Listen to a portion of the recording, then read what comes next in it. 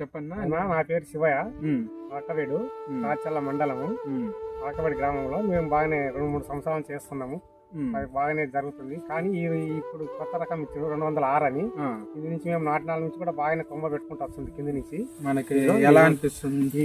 కింద నుంచి కూడా సైడ్ కొమ్మలు అన్ని పెట్టుకుంటూ వస్తున్నాయి. కింద నుంచి కూడా ఇక సైడ్ కొమ్మలు, ఇక కాయ పైకి వచ్చేటప్పుడు కూడా పచ్చికాయ కూడా ఉంది ఇక్కడ. బాగానే ఉంది, పర్వాలేదు. మేము నాటదలుచుకున్నా ఇచ్చినాక మంచి కంపెనీ ఇది. బాగానే దిగుబడికి వస్తుంది ఇప్పటికి బాగానే. ఇంకా జరగదంటే కూడా ఇంకా పెరుగుతాయి తోట. ఓకే, వస్తుంది. ఇంకా కూడా ఇక్కడ చూసుకోండి బాగానే వస్తుంది. పై కొమ్మలు కానీ కింది నుంచి కానీ అంతా బాగానే జరగొస్తుంది, బాగానే వస్తున్నాయి. కానీ మంచి కంపెనీ, కాయ బాగానే జాడు కూడా ఉంది పెద్దగా.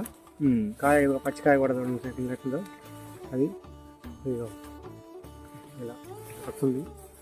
బాగానే మంచిగా ఉన్నది, మంచిగా నాటుకోవచ్చు. కాయ చూడండి, ఇదిగో పచ్చికాయ చూడండి, ఇదిగో కింద పండు, ఇదిగో కాయ.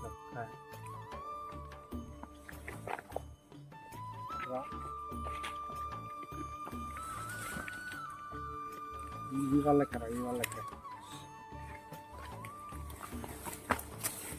పండు చూసుకోండి, బాగానే ఇక్కడ జాడు ఉంది బాగానే. మనకు పై దాకా కూడా ఇలా చూడండి, పూత కానీ కింద కానీ కళ్ళ కానీ బాగానే వస్తుందండి.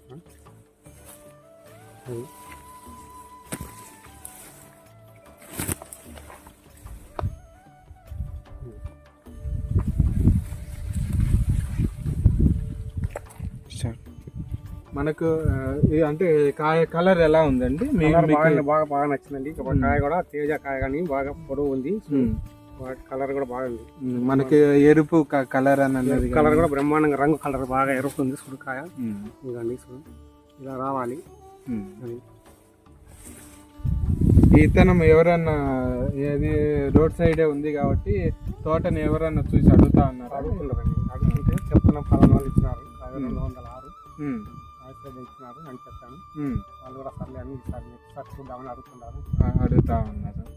ఓకేనండి, మీరు ఎవరికైనా చెప్తారండి ఇలా ఉంది అని అనేది? మీ ద్వారా ఎవరికైనా చెప్తా ఉన్నారు.